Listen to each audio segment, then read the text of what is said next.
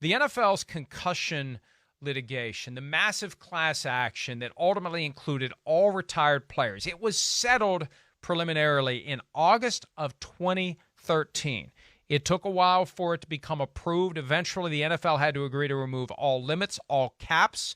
There's no set fund from which benefits are paid. If someone qualifies, they get the benefits. An issue emerged in recent months regarding the process for getting benefits based upon cognitive impairment. A lawsuit was filed several months ago alleging that the entire settlement was tainted by the practice known as race norming. And in a nutshell, here's what it is. Yeah. Because what you're ultimately doing when you show cognitive impairment is showing a reduction in cognitive capacity below some set pre-existing baseline. And the farther you drop below the baseline, the more eligible you are to receive benefits under the settlement. Under the process known as race norming, which was not unique to the NFL. Yeah. This was something that was part of the broader psychiatric and cognitive evaluation process. Black Americans had a lower baseline. They were presumed to have a lower cognitive capacity regardless of any head trauma. So what that does in this context, it makes it harder to prove impairment because the white players have a higher level. Wherever you are now, Yeah. you're starting from a lower spot, so it's harder to show impairment. If you're starting higher, we got more impairment. If you're starting lower, we got less impairment.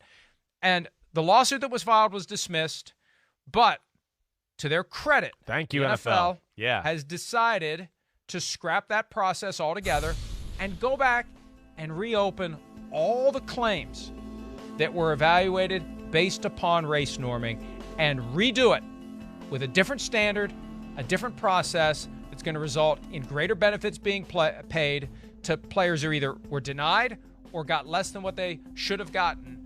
And I sensed this was coming yesterday when the lawyer who represents all of these retired players came out and said, I was wrong. Yeah. I never should have allowed this. Right. The NFL within hours after that said, you know what?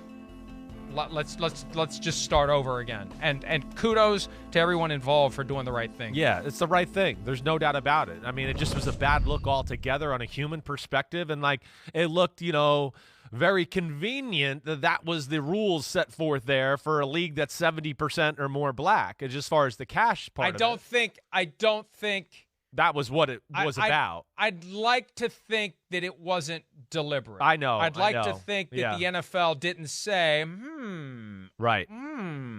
I think that practice is so deeply embedded Into our society. the industry. Yeah, right. Into the folks who are entrusted with making these determinations that it just kind of trickled in and nobody Right. spotted it. That's what I hope you're right. think. Yeah. And regardless, it's gone now. Yeah, good and, for the NFL. And it's going to work to the benefit of plenty of guys who already. Now, the problem is they've already had to wait this long, which is unfortunate. They're going to have to wait even longer. And that's, the problem with removing the cap. And I was concerned about removing the cap because that created a very real incentive to fight these claims because there's no cap. Right. If there's a cap, hey, we're eventually going to run out of money in this fund, but why are we going to fight these claims tooth and nail?